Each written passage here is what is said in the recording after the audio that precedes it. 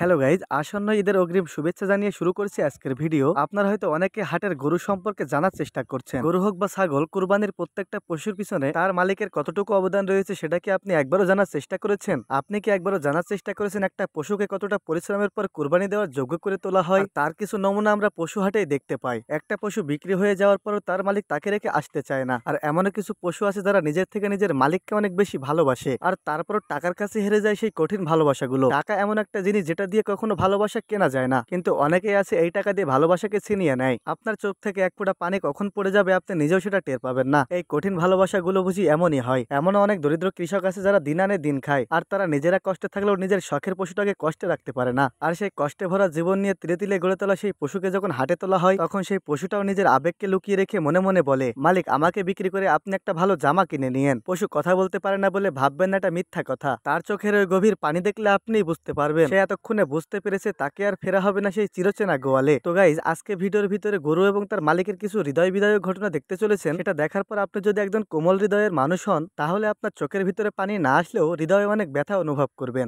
Guys, এই ভাইটা তার গরু নিয়ে আসে গাবতলী হাটে, আর কিছুক্ষণের মধ্যে তার এই গরুটা বিক্রি হয়ে যাবে। কিন্তু কষ্টের বিষয় হলো এই গরুটার জন্য তার মালিক অনেক কান্নাকাটি করে। আর আরো বেশি ইন্টারেস্টিং বিষয় হলো তার কান্না দেখে এই সাংবাদিক ভাইও কান্না করে দিয়েছিল। কত দিয়ে বিক্রি হলো? 3,19,000 টাকা। কি নাম ছিল এটার? রাজ ছিল, রাজশাহী রাজ। গরু ছাড়তে মন চাচ্ছে না।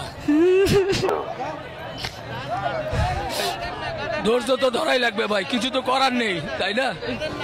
আপনি তো গাইস, শখের পশু যখন টাকার কাছে বিক্রি হয়ে যায় তখন একটু খারাপ সবারই লাগে, কিন্তু এমনও অনেক মানুষ আছে যারা একটা পশুকে নিজের সন্তানের মতন ভালোবাসে। আর সেই সন্তানকে যখন টাকার জন্য অন্যের হাতে তুলে দেওয়া লাগে, তখন নিজের কাছে মনে হয় জীবনের সব থেকে বড় ভুল মনে হয় এখনই করলাম। তো তারপরও নিজের পরিবারের দিকে তাকালে কিছুই করার থাকে না। পরিবারের মানুষের সুখের কথা চিন্তা করে নিজের শখের পশুটাকেও বলি দিয়ে দিতে হয়। তো গাইস, এই লোকটাকে দেখুন। এই লোকটা অনেক কষ্ট করে এই গরুটাকে লালন পালন করে, কিন্তু পরিস্থিতি তাকে এমন একটা পর্যায়ে নিয়ে চলে এসেছে যে তার প্রিয় জিনিসটাকে এখন টাকার বিনিময়ে বিক্রি করে দিতে হবে। লোকটার কান্না দেখলে আপনিও কানতে বাধ্য হবেন, কেননা এখনকার জামানায় এমন পশুপ্রেমী লোক খুঁজে পাওয়া দুষ্কর। তো গাইজ, এইবার দেখুন এই লোকটাকে। এই লোকটার বাড়ি ইন্ডিয়াতে। সে তার সর্বোচ্চটা দিয়ে এই ছাগলটাকে লালন পালন করেছে, কিন্তু সামনে চলে এসেছে কুরবানি। টাকার কাছে হার মেনে এই লোকটাকেও বলে দিতে হবে তার স্বপ্নের ছাগলটাকে।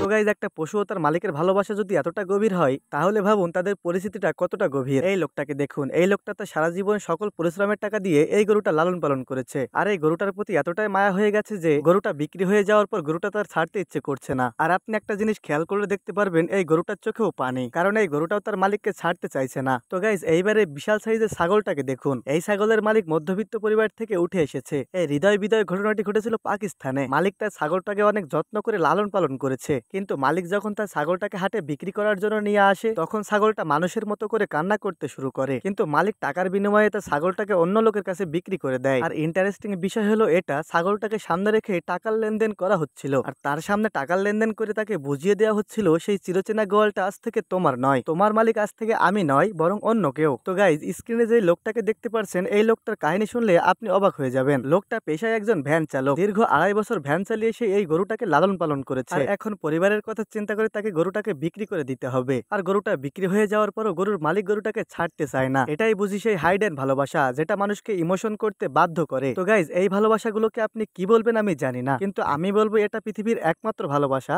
যে ভালোবাসার ভিতরে কোনো ভেজাল নেই। একটা পশু চোখ থেকে তখনই পানি বের হয় যখন সে বুঝতে পারে আজ থেকে আমার মালিককে আর দেখতে পারবো না। আর নিজের শখের জিনিসটা যখন টাকার বিনিময়ে বিক্রি করে দেওয়া লাগে, তখন মনের অজান্তে যে কারো চোখে পানি চলে আসে। তো গাইজ, আপনারা যারা মহান আল্লাহ তাআলার হুকুম মেনে কোরবানি দিচ্ছেন তাদেরকে অসংখ্য ধন্যবাদ। আর মহান আল্লাহ তাআলার হুকুম মেনে কোরবানি দেওয়া এই পশুটাকে দয়া করে কেউ টাকার সাথে তুলনা করবেন না। কোরবানি পশু ছোট হোক বা বড়, যার যেমন সাধ্য আছে তার সেরাটা দিয়ে কোরবানি দেওয়ার চেষ্টা করুন। আর কোরবানি দিবেন শুধুমাত্র আল্লাহ তাআলাকে খুশি করার জন্য। আর একটা কথা মাথায় রাখবেন, কোরবানি দেওয়ার সময় গরিবকে ভুলে গেলে আল্লাহ তাআলা খুশি হবেন না।